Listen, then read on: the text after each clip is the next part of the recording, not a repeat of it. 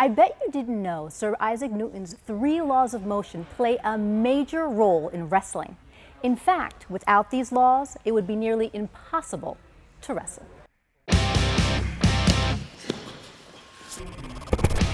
I think it's cool that even something as easy as just sports or wrestling in general could be broken down to a science to make it that much more cool and interesting to learn about. Dean's a member of Beat the Streets, a wrestling club that helps New York City kids fulfill their athletic and academic potential. Today, the coaches demonstrate how wrestling and science go hand in hand. Beat the streets on 3, 1, 2, 3, beat the streets! It actually helps you learn the move better, honestly, because when you're thinking about that stuff, you think, oh, I need to jump and gravity will pull me back down, but you have to time it right so they don't sweep your foot. So it's all these little things that you gotta think about while you're wrestling, but it also relates to that science part of it. Since wrestling is mostly based on physics, Sir Isaac Newton could have easily been talking about the 3 laws of wrestling when he discovered the 3 laws of motion. A lot of wrestling is pushing and pulling and a lot of motion going into wrestling. If you shoot on someone or try to take someone's leg down and there's no motion going on, they're just going to be able to fall on you. Every action has an equal and opposite reaction. So if you push on someone and they push back into you, that's how you can create motion. You can get your takedowns and things like that. Every action having an equal and opposite reaction is one of Newton's 3 laws of motion.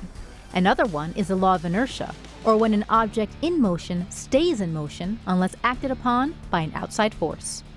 How does that work in wrestling? There's a move called an arm drag, where someone's pushing back into you and you kind of step out of the way, kind of like a bull when you have the curtain up and you go out of the way, they keep going. So there's a move like that where you kind of trip them as you arm drag and they keep going and they fall on their face because you trip their legs. So their body keeps going because there's nothing stopping them. So you were there at one point and then when you go away, they keep going.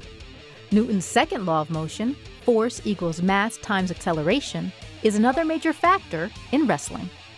The heavier a person is, if you keep going with all your force, they're gonna go over, like we're gonna go over gut wrenches today, and you wanna expose their back as best you can. When you do that, you keep going, and if you're heavier and you have enough force going straight on, they tend to go over a lot better than if you're a little lighter and you don't have enough force going together. So the more mass and the more acceleration going forward, the easier it is to take them over.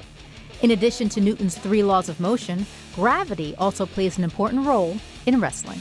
Gravity is obviously, it's always there. So when you're wanting to take someone down and when you're wanting to get them to the mat, gravity's on your side as long as you use it to your advantage. So I guess when you have a leg up in the air and you lift it high up and they keep falling, you want them to fall to the ground. So you just have to kind of help with that by sweeping out their leg or doing something. But it always plays in a factor in a sport where you're trying to get someone down to the ground.